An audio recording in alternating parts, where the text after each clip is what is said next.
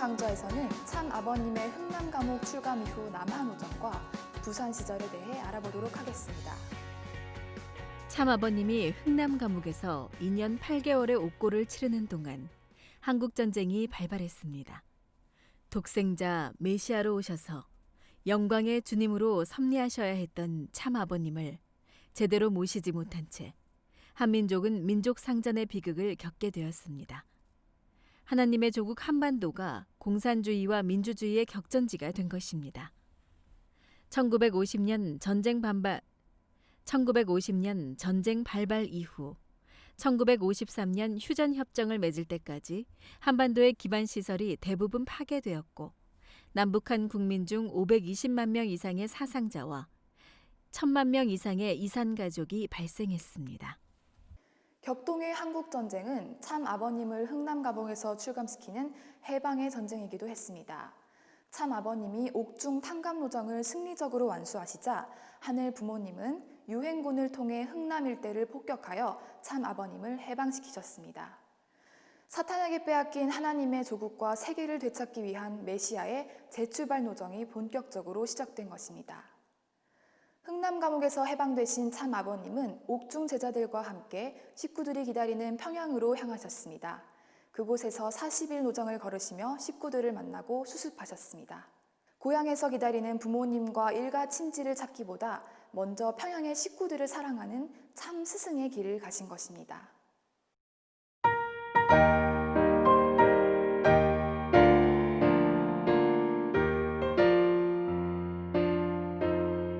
이 기간 동안 참 아버님은 손수 2곡의 성가를 지으셨습니다. 바로 성녀의 새 노래와 영광의 은사입니다.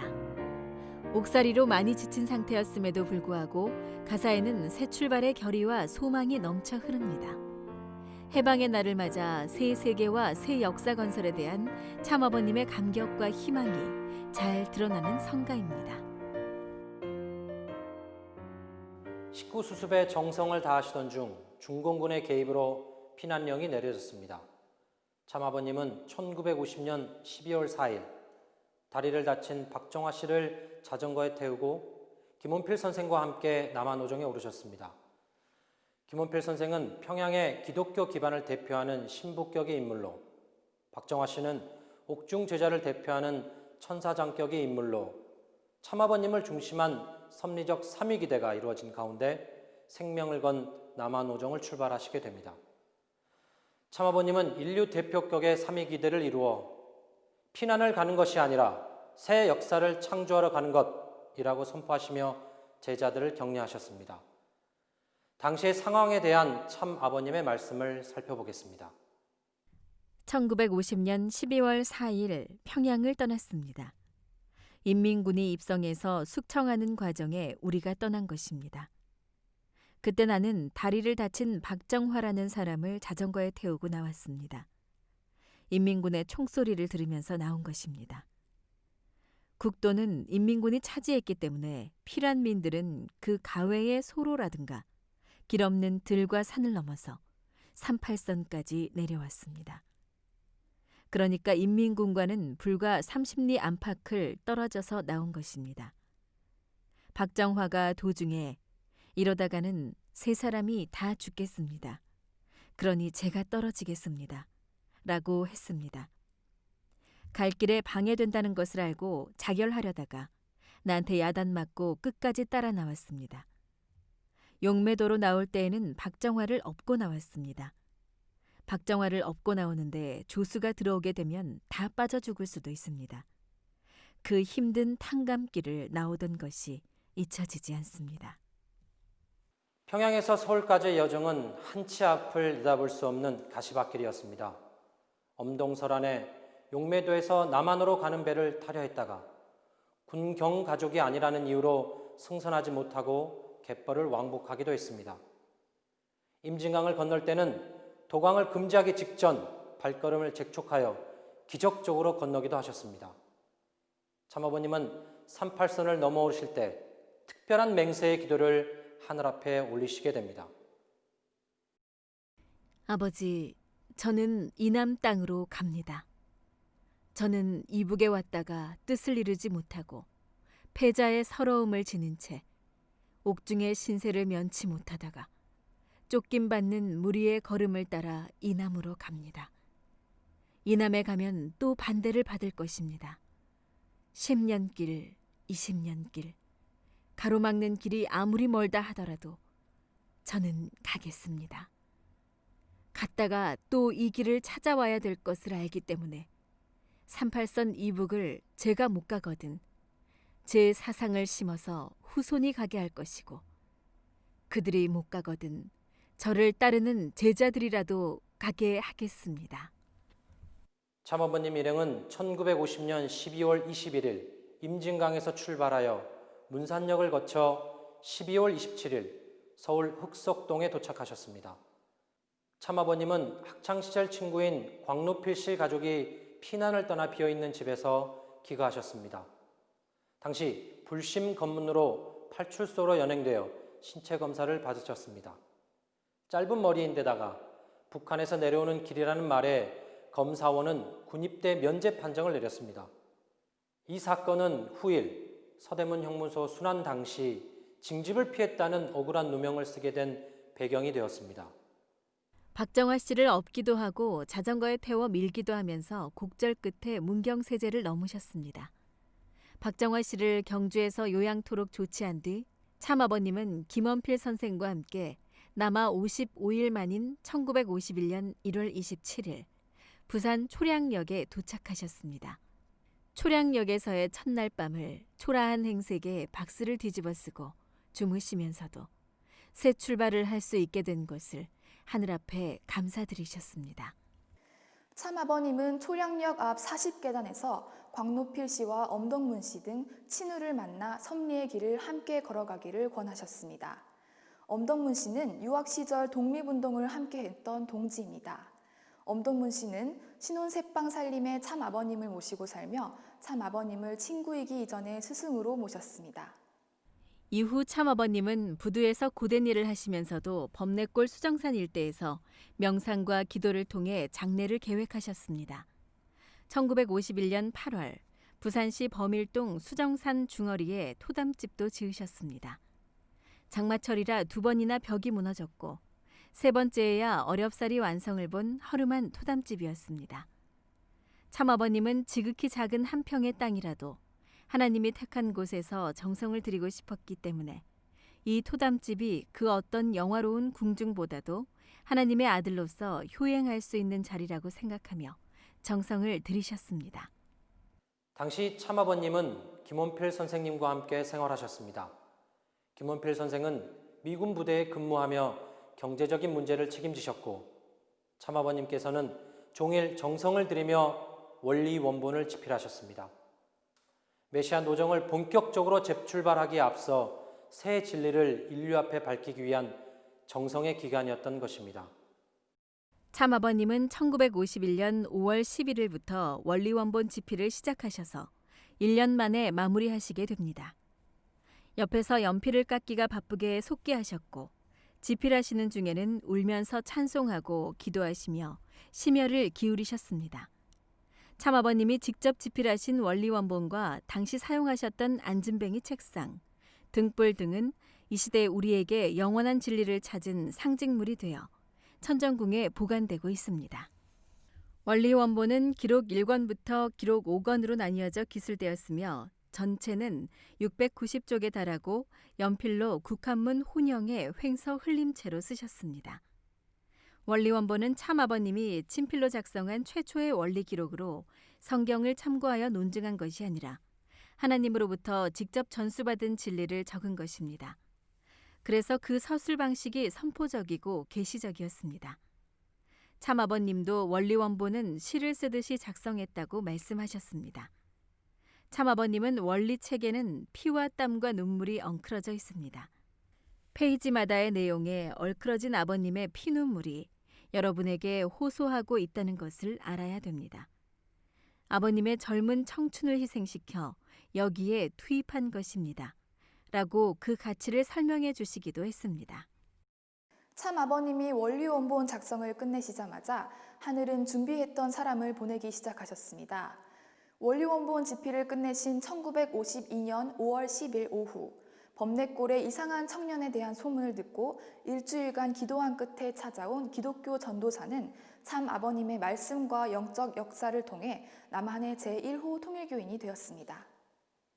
같은 해 12월 1일에는 이요한 목사가 찾아왔습니다. 평양에서 참 아버님을 따르던 옥세연 할머니와의 신앙적 교분을 통해 범내골을 찾아온 이요한 목사는 참 아버님이 설파하시는 복귀섭리 역사에 감동하여 참 아버님을 따르게 되었습니다. 1953년에는 제주도 피란 생활 중 이요한 목사와 교분을 가진 이봉은 장로 가족이 입교해 교회에 큰 힘이 되었습니다. 이봉은 장로는 월남 이후 서대문 장로교회를 설립했으며 입교 후에는 통일교회 최초의 장로로 장립되었습니다. 범내골 시절 참 아버님은 소수의 제자들과 계셨지만 언제나 세계적인 비전을 놓고 말씀하셨습니다. 그 당시에는 여러 제자들이 원리원본을 필사하며 지인들에게 전달했습니다. 기독교의 새 진리를 갈구하던 여러 신앙인들이 원리 말씀을 접하게 됐습니다. 초대 협회장이었던 유효원 선생도 원리원본을 접하고 입교하게 됩니다. 1953년 10월 유 협회장은 친척인 양윤신 씨의 인도로 전도된 이후 계속적인 몽시와 환상 등의 영적 증거를 받았습니다. 불편한 몸을 이끌고 수정동 비탈길을 걸어 올라와서 이봉은 장로에게 원리원본을 보게 해달라고 간청을 했습니다.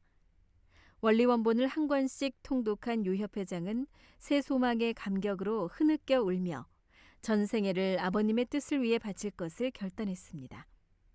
이후 부산 영도에서 열린 영도 특별 신령 집회에 참석하여 참 아버님으로부터 원리 교육을 받게 됩니다. 영도 특별 신령 집회는 참 아버님이 직접 주관하신 최초의 수련회입니다. 1953년 12월 24일부터 21일간 유효원 협회장을 비롯한 초창기 식구들을 직접 교육하시고 뜻 앞에 세우셨습니다. 하루 20여 시간의 집회였지만 모두가 화장실 가는 시간도 아까워했습니다. 초창기 주요 원로 식구들은 이 집회에서 생명을 건 결심과 다짐을 토대로 참 부모님의 노정에 헌신하게 됩니다. 참 아버님은 부산에서 원리원본을 집필하고 새로운 제자들을 키우시면서 이요한 목사를 중심으로 대구를 개척하셨습니다. 이봉은 장로를 중심으로는 부산에 기반을 닦게 하셨습니다. 부산과 대구에서의 전도 기반 위에 서울로 상경하시어 하나님의 조국을 찾기 위한 남한에서의 섭리적 재출발을 모색하시게 됩니다. 참 아버님은 어떠한 시련과 고초라도 인류 구원과 하나님의 뜻 성사를 목표로 한 참사랑의 정신으로 극복하고 승리하셨습니다. 감옥 밑창 종의 종과 같은 자리에서부터 부모의 자리에 이르셨습니다. 참 아버님은 이런 생애 교훈을 만고지승자, 용고지 왕자, 즉 수많은 고난을 참사랑으로 승리한 자라야 영광의 높은 위상과 가치를 상속한 하나님의 왕자, 왕녀가 될 수 있다는 표어로 집약해 주셨습니다. 고난시대 참 아버님의 승리 노정을 본받아 개척 정신을 교훈 삼고 나간다면 우리가 어떤 어려움에 부딪힐지라도 하늘 자녀로서 승리의 길을 갈 수 있을 것입니다. 다음 강좌에서는 협회 창립 이후 옥중 고난을 거치고 새로운 출발을 하기까지 1950년대 후반 초창기 역사를 살펴보겠습니다. 감사합니다.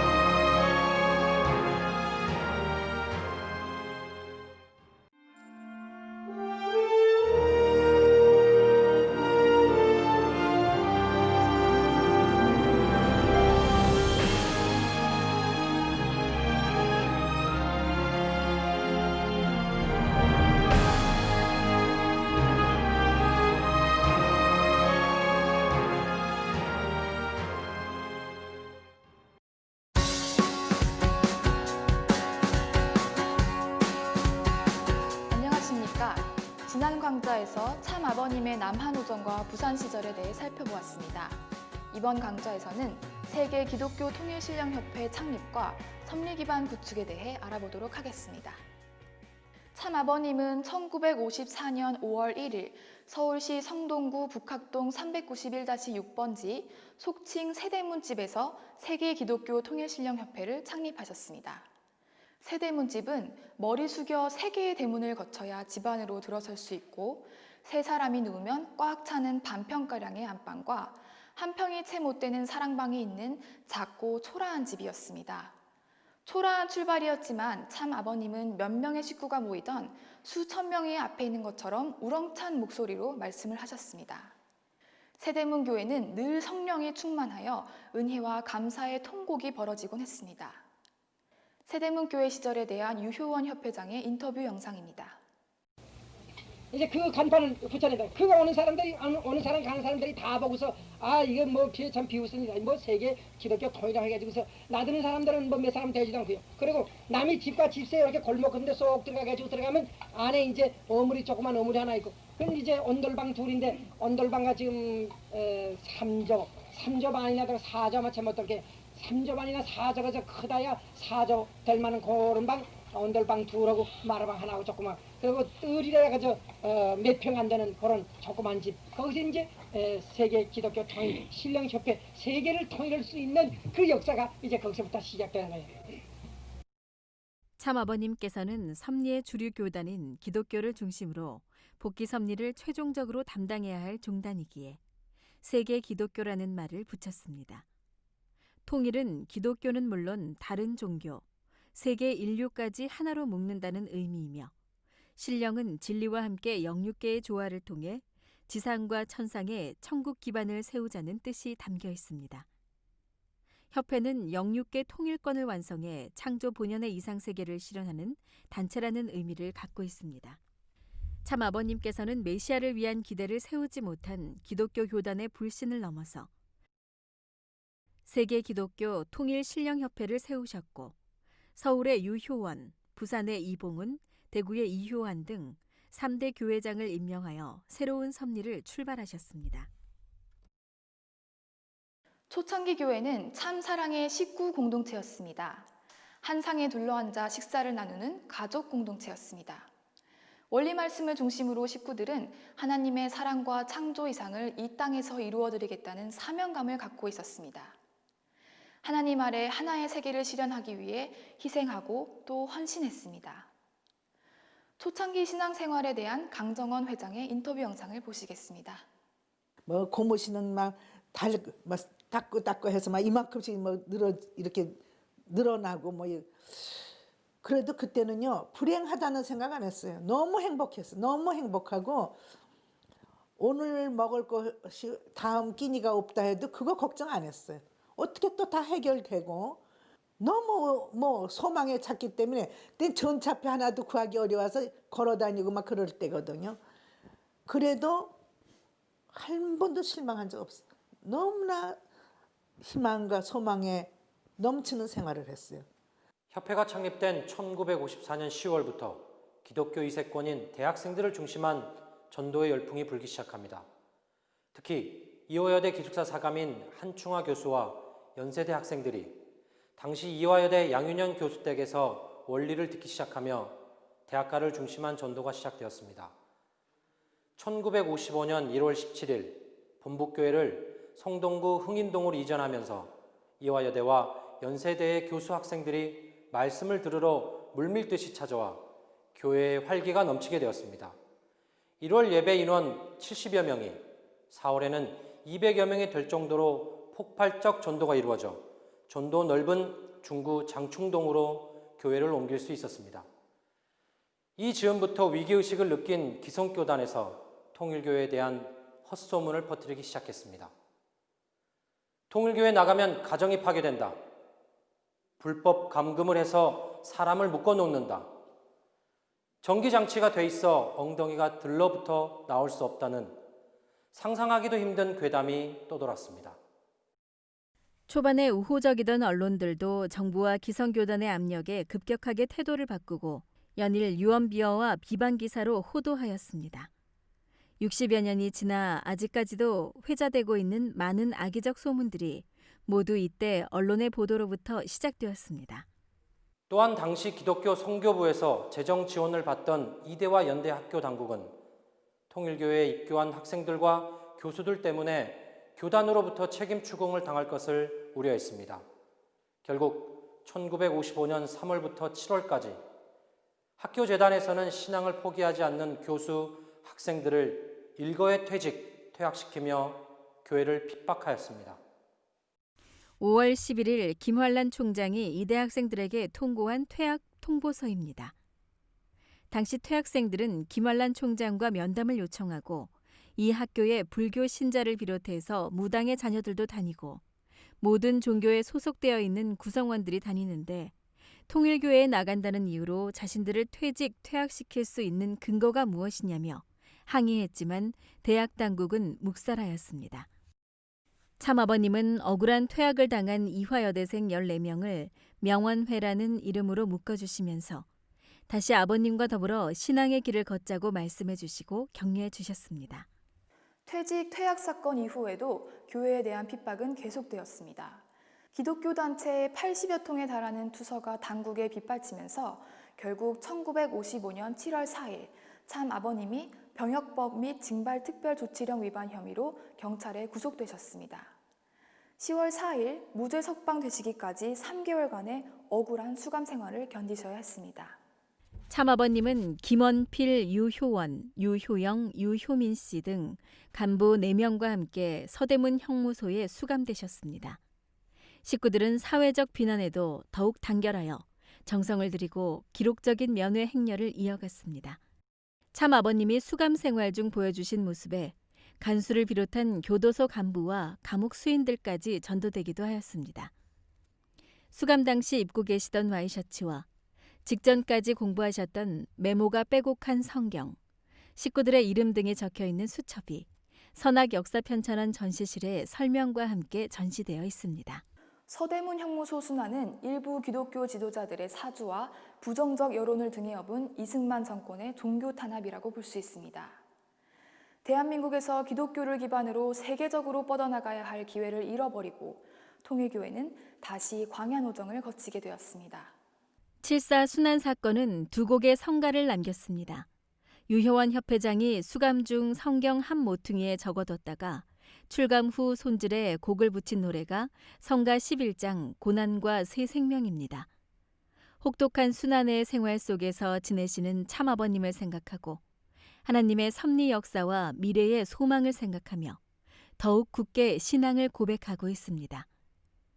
또 한 곡은 당시 연세대에서 퇴학당한 청년 식구가 작사해 참아버님 무죄 석방 직후 불러올린 성가 10장 내 가오리다입니다. 암울한 상황에서도 죽는 날까지 신앙을 지키고 말씀을 전파하기 위해 목숨을 바치고 싸워나가겠다는 결의로서 지은 노래입니다. 참아버님은 1955년 10월 4일 무죄 석방으로 서대문 형무소 순환을 승리하셨습니다. 이후 3일 만인 10월 7일 본부교회를 장충동에서 청파동으로 옮기십니다. 그 후 1957년 6월까지 피어린 기도 정성으로 종적 섭리의 터를 개척하셨습니다. 내부 수습과 결속을 다지고 밤낮으로 식구들을 육성하시면서 새 출발의 때를 준비하셨습니다. 청파동 본부교회에서 밤마다 400여 명의 식구들을 생각하며 특별 정성을 들여주셨고 주말마다 말씀을 통해 하나님의 뜻을 전하셨습니다. 참아버님이 본부교회의 목회를 직접 담당하셨던 소중한 시기라고 할 수 있습니다. 참아버님은 본부교회에서의 정성 기반 위에 전국적인 교회 기반을 닫기 시작하셨습니다. 그리고 제일 먼저 1957년 7월 1일 전 식구 7일 금식을 명하셨습니다. 이어서 7월 20일부터 친히 7일 금식을 하시면서 전국 70여 개 주요 도시에 40일 개척 전도사를 파견하셨습니다. 또한 40일 전도 기간 중인 1957년 8월 15일에는 원리 원본의 내용을 해설한 원리 해설이 출판되어 전국에 보급되었습니다. 새 진리의 선포를 통해 전국 곳곳에 교회가 세워졌고 원리를 중심한 신앙이 싹텄습니다. 야목감리교회는 북한에서 참아버님을 모셨던 차상순 목사가 남하하여 따로 세운 교회입니다. 차상순 목사는 참아버님과 다시 연락되면서 1957년 120명의 야목 감리교회 신도들을 이끌고 단체로 통일교회에 입교하게 됩니다. 이후 감리교단의 핍박으로 한때 성전 없는 교회의 서름을 겪었지만 식구들이 단결하여 200여 명이 들어가는 성전을 지어 5월 19일 헌당식을 가졌습니다. 이는 기독교를 대표하여 한 교회 전체가 통일교회 신앙으로 회심하는 특별한 사례가 되었습니다. 야목교회는 통일교회의 새로운 출발점이자 해양 섭리의 전초 기지였습니다.